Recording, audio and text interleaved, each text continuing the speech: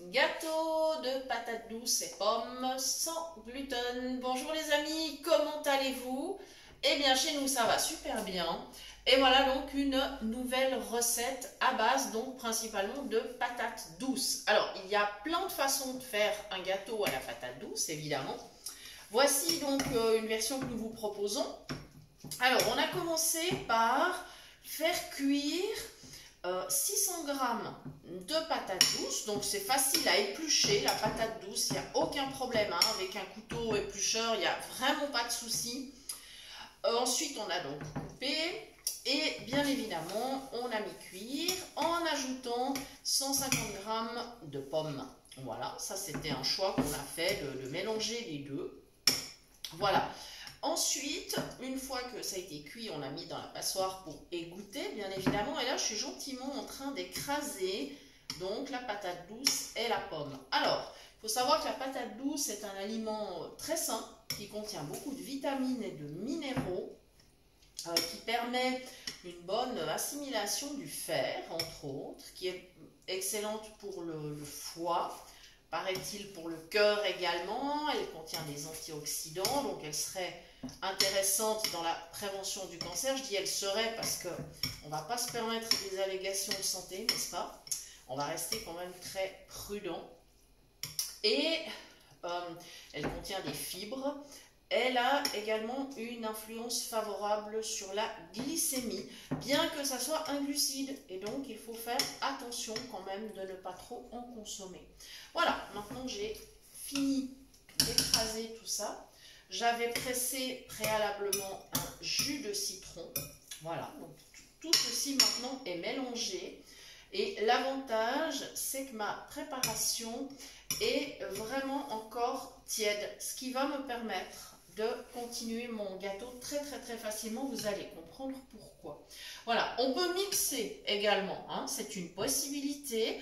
Moi, je vous dirais que dans mes gâteaux, quand il y a des fruits, des légumes, enfin, j'aime bien avoir encore un petit peu de morceaux. Mais c'est un choix, d'accord? C'est un choix. Vous n'êtes absolument pas obligé de faire de même. Vous pouvez tout à fait utiliser votre mixeur pour avoir une préparation finalement très lisse. Voilà. Bien, on continue donc cette recette. Il y a également la petite pincée de sel que j'avais ajoutée. Maintenant, un sachet de sucre vanillé. Voilà. Oh, ça va bien, pas de souci pour le déchirer, c'est super. Voilà, comme ceci. Et je vais essayer de continuer avec le fouet. Et si c'est trop difficile, j'utiliserai une spatule. Mais non, c'est bon, ça ira très bien.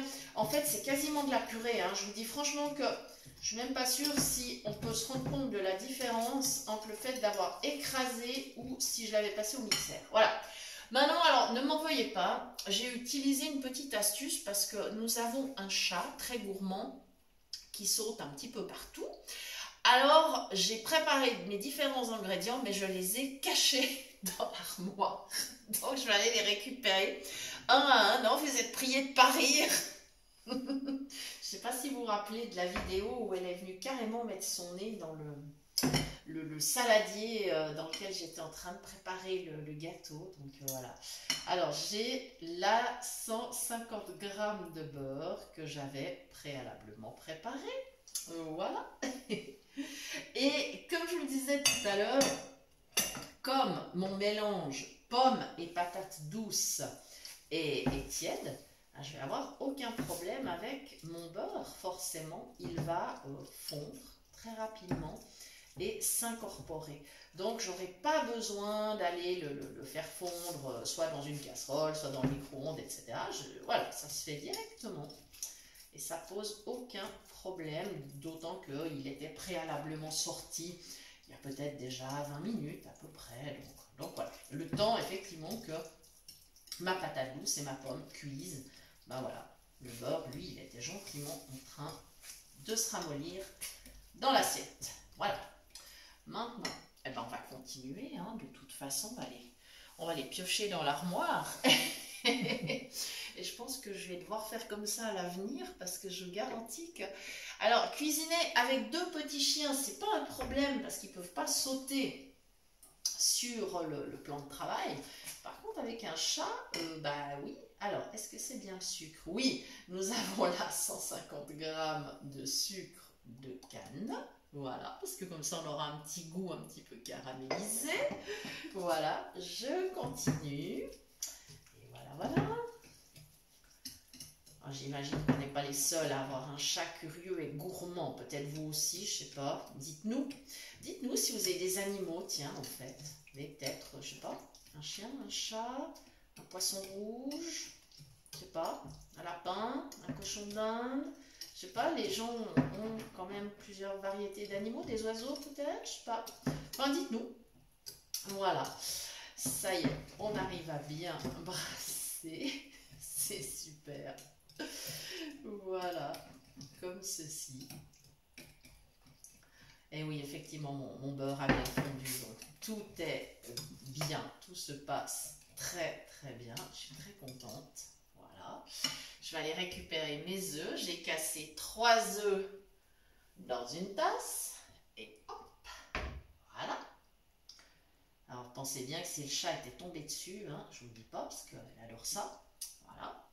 Donc hop, voilà. Comme ceci. On ajoute, on mélange. C'est une recette où il n'y a pas de poudre à lever. Hein. Ce sera directement mis comme ça dans le moule. Voilà, je crois que mon plat vient bien plein. Il faut que je fasse très attention. Je suis un petit peu prudente. Voilà. Je continue de mélanger. Voilà, histoire que vraiment ça se mélange bien. Et on terminera avec 75 grammes, 75 grammes pour nos amis suisses et belges, de maïzena. Alors, je vous rappelle tout ce que j'ai mis. Donc, 600 grammes de patates douces, 150 grammes de pommes qu'on fait cuire, qu'on écrase. Un jus de citron, une pincée de sel, 150 grammes de beurre, 150 grammes de sucre, 3 œufs, 75 grammes de maïzena, plus le petit sachet de sucre vanillé. Alors, vous pouvez varier, évidemment, à la place du jus de citron, vous pouvez mettre du rhum, hein, pas de problème, ou un jus d'orange, enfin voilà, à vous de voir, hein, vous choisissez vraiment ce qui vous convient. Alors, la raison pour laquelle, en adaptant cette recette, je n'ai utilisé que de la maïzena et pas de la farine de riz, ou pas un mélange des deux, eh bien, c'est très simple. C'est que simplement, c'est pour la tenue du gâteau. Parce qu'en fait, la farine de riz est très friable. Donc, si on avait une pâte qui soit déjà assez épaisse, on pourrait se permettre de mettre que de la farine de riz ou les deux en mélange. Là, la maïzena, c'est vraiment pour la tenue. Parce que effectivement, avec la patate douce et la pomme qui sont déjà cuites, eh bien, la pâte est quand même déjà suffisamment liquide. Et pour la tenue du gâteau, il vaut mieux de la maïzena. Voilà, c'est uniquement pour cette raison. Voilà, maïzena, farine de maïs, enfin voilà, etc. Nous y sommes. J'espère que j'ai tout versé. Oui, ça me paraît être OK. Voilà. C'est OK. Le grand chef proteste sinon. Il va déjà me dire, hein, je vais me faire... Surveille. Ah, bah... Je vais au grain. Oh, absolument. Je vais avoir droit à des remontrances. Si Oh non, quand même pas ce point-là. Oh, on sait pas. On sait pas. Bon, ça va, il est de bonne humeur. C'est bien. Voilà, donc maintenant, je termine. Je continue de mélanger. Et puis, ça va partir en cuisson dans le moule à gâteau. Bah, je pense bien 55 minutes à 1 heure, il faut vérifier au fur et à mesure, 180 degrés pour le four. Et je voulais faire ça dans un moule à cake, je vais renoncer, la pâte est beaucoup trop liquide, le milieu ne serait pas cuit, donc je vais prendre un moule anti-adhésif de forme rectangulaire Comme ça, mon gâteau ne sera pas trop épais, mais par contre, il sera bien cuit. Voilà les amis. Après, vous pouvez le servir si vous voulez, que je sais pas, une boule de glace, une crème, pourquoi pas, une petite crème vanille ou une petite compote de pommes, pourquoi pas, puisqu'il y a déjà de la pomme dans le gâteau. Enfin voilà, à vous de voir. Toutes les fantaisies vous sont permises. Mettez-nous en commentaire vos variantes. Ça nous fera toujours plaisir. Voilà, n'hésitez pas à nous écrire, toujours sur l'adresse mail suivante, cuisinepratique@mail.ch.